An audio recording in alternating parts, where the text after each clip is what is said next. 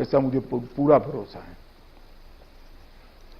अमित शाह जी, एक चित्र जो इस पूरी महामारी में भारत से उभर कर आया है वो है माइग्रेंट लेबर का, प्रवासी मजदूर का। जगह जगह पर देखा गया है कि प्रवासी मजदूर जो है वो अपने घर से निकल पड़े हैं, बड़े शहरों को छोड़कर अपने गांवों की ओर जा रहे हैं, पैदल चल रहे हैं और उनको बड़ी संकटों की जो है समस्या से निपटना पड़ा है।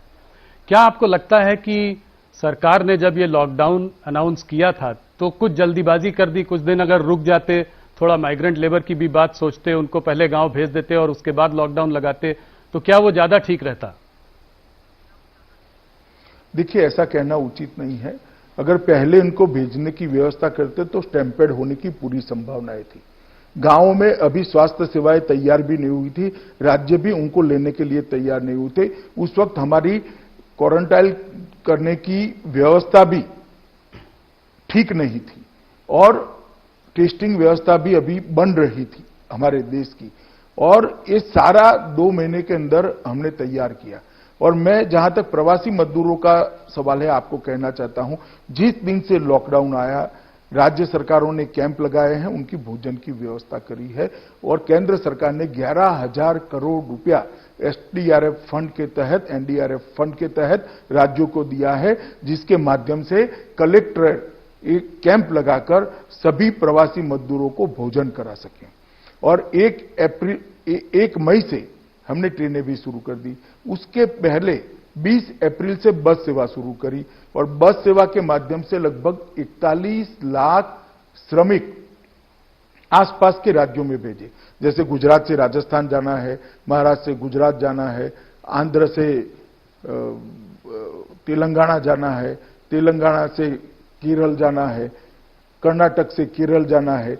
इस प्रकार के नजदीक के राज्यों के अंदर जो श्रमिक प्रवासी मजदूर जाना चाहते थे, उनको बसों के माध्यम से लगभग 41 लाख लोगों को पहुंचाया गया और सारे के सारे श्रमिक, 41 लाख श्रमिक सरकारी खर्चे से पहुंचे हैं। 1 मई से श्रमिक ट्रेन चालू कर दी गई। लगभग 4,100 से ज्यादा श्रमिक ट्रेन अब तक चल चुकी है और 55 लाख 55 लाख श्रमिक मजदूर अपने गंतव्य स्थान पर पहुंचे हैं।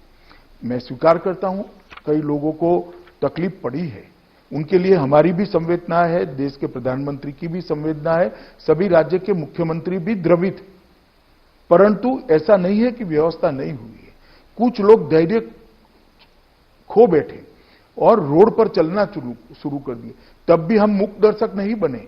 हमने रोड पर बसें चलाई और बसों के माध्यम से लाइन पर के किसी रेलवे स्टेशन पर उनको पहुंचाया गया और रेलवे से उनके गांव तक पहुंचाने की व्यवस्था करी गई। फिर भी कई लोग रोड पर गए हैं। मैं इतना ही कहना चाहता हूं कि जो लोग सरकारी व्यवस्था से ट्रेनों के माध्यम से गए, इनके किराए का भी मुद्दा उठाया जाता है। मैं आज स्पष्ट करना चाहता हूं आपके कार्यक्रम के माध्यम से, सबका किराया राज्य सरकारों ने उठाया है 15%, खर्चे का 85% रेलवे ने उठाया है, भारत सरकार ने उठाया है। सबको रेलवे ने लगभग 1.25 करोड़ लोगों को मुफ्त भोजन दिया है, 2.5 करोड़ पानी की बोतल वितरित की गई है। उनके गृह राज्य के अंदर पहुंचने के बाद उनको बसों में बिठाकर क्वारंटाइन सेंटर पर पहुंचाया गया और मुझे लगता है कि क्वारंटाइन करने के बाद उनको भी लगा कि नहीं, ये व्यवस्था ठीक है। सबको वहां राज्य सरकार के खर्चे से भोजन कराया गया और उनको घर पर पहुंचाने की व्यवस्था की गई। साथ में टिकट प्लस 500 रुपया, कोई राज्यों ने 2,000 रुपया, कोई राज्यों ने 1,000 रुपया, कुछ राज्यों ने, यूपी जैसे राज्य ने साथ में किट भी देने का काम किया।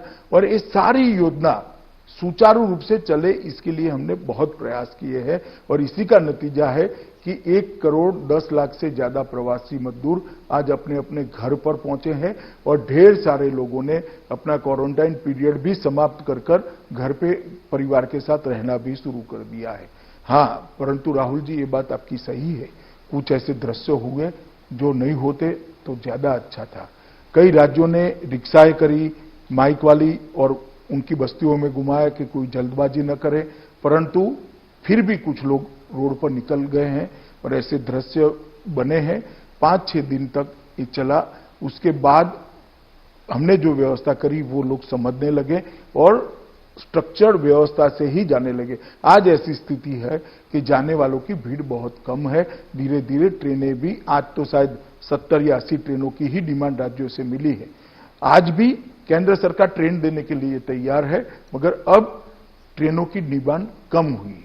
तो प्रवासी मजदूरों के लिए ढेर सारी चीजें हमने करी है, मगर कुछ लोग जिनको नुक्से ही निकालना है उनको तो क्या कह सकते हैं, मैं इतना ही कहना चाहता हूं। राहुल गांधी जी ने कुछ हो सकता, अमित शाह जी, राहुल गांधी जी ने कुछ बड़े इकोनॉमिस्ट से सलाह की है, बातचीत की है, रघुराम राजन जी से बातचीत की है, उन्होंने अभिजीत बैनर्जी से बात करके ये कहा कि ये पैसा जो है माइग्रेंट लेबर को सीधा देना चाहिए था।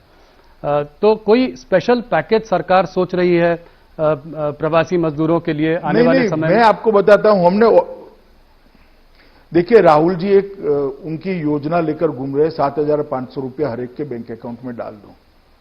चुनाव में भी उन्होंने न्याय नाम से योजना घुमाई थी, मगर देश की जनता ने उसको रिजेक्ट कर दिया। वो जानते नहीं है कि योजना रिजेक्ट हो चुकी है और 1 साल हो गया, फिर भी कैसेट वहीं बज रही है। मैं आपको बताना चाहता हूं, कुल 41 करोड़ लोगों को 53,000 करोड़ रुपया भारतीय जनता पार्टी की नरेंद्र मोदी सरकार ने सीधा डीबीटी के माध्यम से इनके बैंक अकाउंट में पहुंचा है।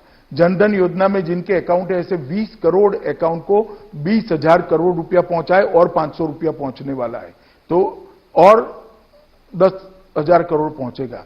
वरिष्ठ नागरिक, विधवा बहनें और दिव्यांगजनों के लिए 3 करोड़ नागरिकों के लिए 2814 करोड़ गए हैं।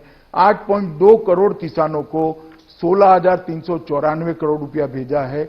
भवन निर्माण क्षेत्र में काम करने वाले श्रमिकों, कंस्ट्रक्शन में काम करने वाले श्रमिकों को 4,000 करोड़ रुपया सीधा उनके बैंक अकाउंट में गया है। और उज्ज्वला योजना के तहत 7.5 करोड़ मुफ्त सिलेंडर लाभार्थियों को पहुंचाया है। आप सिलेंडर की कॉस्ट गिन लीजिए तो 1,600 रुपया हर एक के वहां गया है और एक सिलेंडर अभी जाने वाला है। और 36 प्रदेशों में 98 लाख मैट्रिक टन गेहूं और चावल हमने बांटने का काम किया है फ्री ऑफ कॉस्ट। और अरहर दाल लगभग 4.5 लाख मैट्रिक टन अरहर दाल सभी राज्यों में भेजी है और लगभग 2 लाख मैट्रिक टन से ज्यादा वितरण भी हो चुका है। ये कैश, ये नकद सहाय नहीं है तो क्या है? ये नकद सहाय ही है। मगर राहुल जी, कुछ लोग वक्र दृष्टा होते हैं, जिनकी दृष्टि ही वक्र है तो चीज कभी सीधी नहीं दिखाई पड़ेगी उनको। और वक्र दृष्टा लोगों को देश की जनता बहुत अच्छे तरीके से जानती है, ना गंभीरता से उनको लेती है, ना उनके कहे में आती है।